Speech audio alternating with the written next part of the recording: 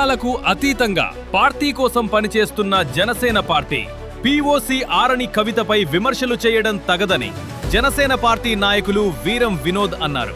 శుక్రవారం చిత్తూరు ప్రెస్ క్లబ్లో ఏర్పాటు చేసిన మీడియా సమావేశంలో ఆయన మాట్లాడుతూ పీఓసీ ఆరణి కవిత పార్టీలో ఉన్న అన్ని కులాల వారికి నామినేటెడ్ పదవులు కేటాయించేందుకు కృషి చేశారని అన్నారు.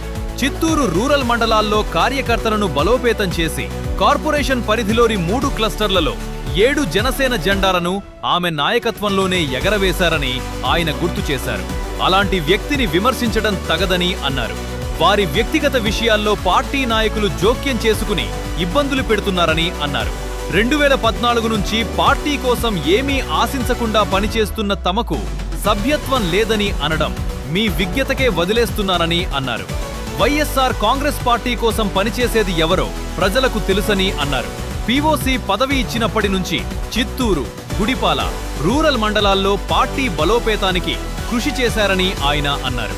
ఈ మీడియా సమావేశంలో 19వ వార్డు ఇన్ఛార్జి వనిత మురళి, 2వ incharge Gunasekhar, town bank director Narasimha, ఆలయేటర్ నరసింహ, ఆలయ బోర్డు మెంబర్లు రాజేష్, నాగమణి, జనసేన నాయకులు శోభ, కుమార్, సెటు తదితరులు పాల్గొన్నారు.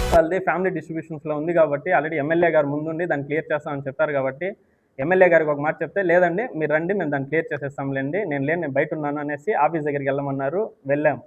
అక్కడికి ఆమెని ముస్లిం అమ్మాయి ఫాతిమా అనే ఆమె అక్కడికి వచ్చింది. అక్కడికి వచ్చిన తర్వాత ఆమెతో పాటు వర్ష అనేసి ఒక అమ్మాయి వచ్చింది అనమాట. ఆమె వచ్చి ఆమె కూర్చున్నారు. ఆయన నాయుడన్న వీళ్ళందరూ మాట్లాడి ఆమె ఏదో ఇది పీడనల ముస్లిం వాళ్ళు ఏది మార్చరు, ఇల్లులు ఇవ్వరు అని చెప్పేసి ఆమె నాకు కొద్దిగా టైం కావాలని ఆమె 2 రోజులు అక్క వచ్చి 2 డేస్లో క్లియర్ చేసేస్తే బాగుంటుంది అనేసి మాట్లాడింది.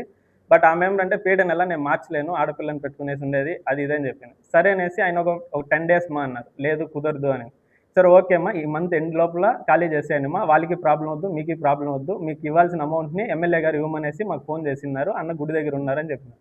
అదైన వెంటనే అని చెప్పేసి ఆమె అక్కడి నుంచి ఒక్క నోరు కూడా తిరగలేదు. నేనే వెళ్ళింది. ఆ వీరం వినోద్ రౌడీ అంటున్నారు కదా, నేనే వెళ్ళింది. నేను నోరు కూడా తిరగలేదు. ఆ పాప వర్ష అక్కడే ఉన్నింది.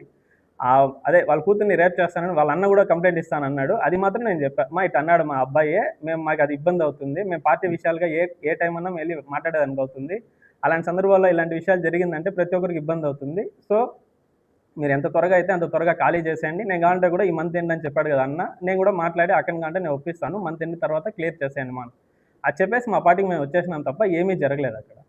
కానీ తర్వాత రోజు ఒక రోజు వదిలి దాని తర్వాత రోజు పేపర్లో న్యూస్ వస్తూ ఉంది, ఇలా దౌర్జన్యం చేస్తున్నారు, ఇంటి దగ్గరికి వచ్చి బూతులు మాట్లాడినారు అనేసి. వాళ్ళ ఇంటి దగ్గరికి అసలు నోరైతే నేను వెళ్ళేటప్పటికి పోలీసు వాళ్ళు ఉన్నారు అక్కడ. పోలీసు స్ట్రైట్గా స్టేషన్ దగ్గరికి పోతాం పదండి అన్నారు. ఇదే జరిగిందనమాట. ఆ న్యూస్లో ఉండేదంతా టోటల్ ఫేక్ న్యూసే అనమాట. ఆ న్యూస్ ఇచ్చింది ఎవరు ఏమనే దాని మీద ఆ పత్రిక మీద కేసు వేయడం అనేది జరుగుతుంది అనమాట. అదొకటి వదిలేస్తే దాని తర్వాత రోజు అక్క వాళ్ళ హస్బెండ్ వచ్చాడు. ఆయన వచ్చి ప్రెస్ మీట్ పెట్టి టోటల్ దాన్ని ఏమంటారు, అక్క ఏదో దర్జా పార్టీ పేరు చెప్పుకునేసి సెటిల్మెంట్లు చేస్తుంది, అందరి దగ్గర రౌడీజం చూపిస్తుంది అంటుంది. ఆమె సెటిల్మెంట్లో అవి చేసే పని అయితే ఆమె ఈ రోజు పొద్దున్న కూడా కోర్టుకి స్కూటీ ఎత్తుకునేసుకోవాల్సినంత పని లేదనమాట. ఇంట్లో కూర్చొని కార్లో కూర్చొని సెటిల్మెంట్లు చేసుకుంటూ తిరుగుతూ ఉండొచ్చు. ఏదైనా మాట్లాడేటప్పుడు అసలు నిజాలేమి మీరేమన్నా చెయ్యాలనుకుంటారా, మీరు నేరుగా మాట్లాడి నేరుగా చేసుకోవాలి.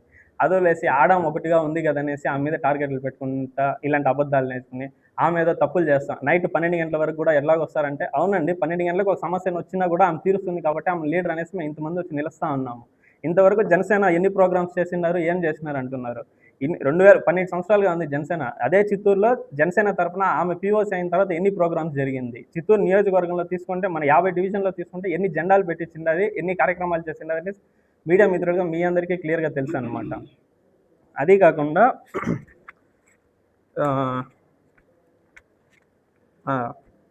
ఆయన మా యశ్వంత్ బ్రో కానీ సంతోష్ అన్న వీళ్ళందరూ నిన్న జేఎంసీ గారి ఆఫీస్లో మీటింగ్ పెట్టారు, ప్రెస్ మీట్ పెట్టి మాట్లాడారనమాట.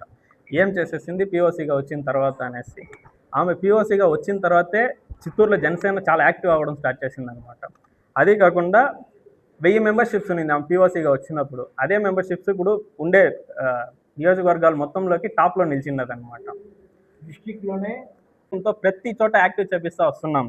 ఇప్పుడు కాదు, ఎలక్షన్ బిఫోర్ నుంచి పార్టీని స్ట్రాంగ్ చేయడానికి ప్రతి చోట తిరుగుతా ఉన్నాం. ఆమెకు వైసీపీకి పోవాల్సినంత అవసరమే లేదన్న. వైసీపీ వాళ్ళకి సపోర్ట్ చేయాల్సినంత వైసీపీ వాళ్ళ మీద చేసినన్ని కామెంట్స్ ఇంకెవరు చేయలేదన్న మా పార్టీలో. ఇంకోటి కోవట్టు మాట చెప్పిన వెంటనే ఇంకా మా అన్నది ఒక ఫోటో ఉంది, దాన్ని చూపిస్తాము. ఎవరు కోవట్లు ఎవరు అడిగితే ఏదో మీటింగ్కి పోయినాను ఆడ ఫోటో తీసేస్తున్నారు అనేసి అంటా ఉన్నాడు. సరే అది మీట్ వేసి తీస్తున్నారా? నేను ఇంతవరకు బయట పెట్టలేదు. ఈ ఫోటో మీడియా గ్రూపుల్లోనే వచ్చినా కూడా. ఓకే నిమిషం.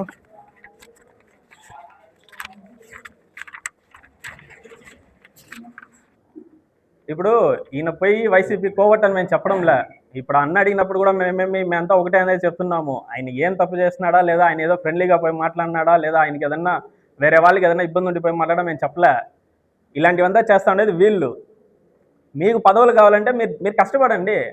నా పదవి అన్న ఈ ఎలక్షన్ బిఫోర్ నా అవునా డిలేట్ చేపిస్తా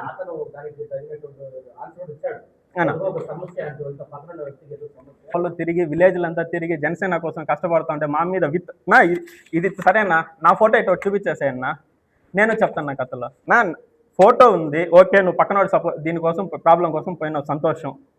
అలాంటప్పుడు మా మీద ఎందుకు అలిగేషన్స్ పెడతావు? అలిగేషన్స్ పెడితే ఏదైనా ప్రూఫ్ చూపించు. మేము సిద్ధంగా ఉన్నాం, అదో క్లారిటీ ఉంది మాకు. ఇంకోటి వీళ్ళు 5 మంది ఎవరు ఏమి అనేసి అడిగినారు కదన్నా.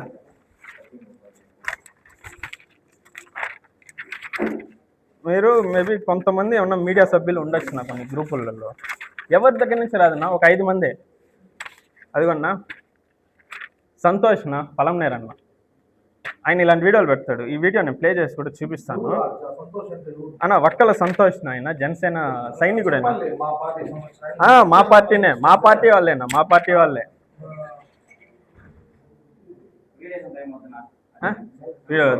ఓకే లేదన్నా, ఎందుకంటే ఒకటినా మహిళలకి మర్యాద ఇవ్వకపోతే ఏదన్నా ఇదన్నది. ఇప్పుడు ఈ పాట అదేది పుట్టింటోళ్ళు తరిమేశారు అది ఇది అనేసి వల్గర్ కామెంట్స్ పెట్టి ఆమె పెళ్ళయింది, వాళ్ళ హస్బెండ్ ఏదో ఉమెనైజర్ అనేసో ఏదో వాళ్ళ పర్సనల్ లైఫ్ అది, వాళ్ళు పోయినారు. దాని మీద ఫేస్బుక్లో వాట్సాప్ గ్రూపుల్లో కామెంట్లు, పిల్లలు లేరు దాని మీద కామెంట్లు, ఇలాంటి పిచ్చి పిచ్చి కామెంట్లు పెట్టుకుంటా. నీకు మెసేజ్ చూపిస్తున్నాను కదా, సేమ్ యశ్వంత్ గిరిమ్స్పేట తప్పుడు వ్యక్తులు పోగేసుకొని చిల్లర రాజకీయాలు. ఇప్పుడు కేసు పెట్టినారన్న, సాఫ్ట్వేర్ పిల్లకాయల మీద కేసు పెట్టినారు అనేసి అలిగేషన్ చెప్తున్నారన్న. వీళ్ళే ఈ గ్రూపుల్లోనే ఇదే అలిగేషన్సే పెట్టుకుంటా ఉంటారు. ఇన్ని రోజులు మీ గ్రూపులో మెసేజ్ పెట్టినప్పుడు కూడా ఏ రెస్పాండ్ చేయలేదన్నా, ఎందుకంటే గ్రూప్లో మిగిలిన వాళ్ళు డిస్టర్బ్ అవుతారు అనేసి. ఏదన్నా ఉంటే పార్టీ ఆఫీస్కి ఇంటిమేట్ చేస్తా అంటే. రూప్ కుమార్ అనేసిన గుడిపాల మండల ప్రెసిడెంట్ అధ్యక్షుడు అనమాట ఆయన. వీళ్ళే అందరూ కలిసి పెద్దలు డిసైడ్ చేసి, జిల్లా అధ్యక్షుడితో సహా అందరూ డిసైడ్ చేసి పెట్టినారు.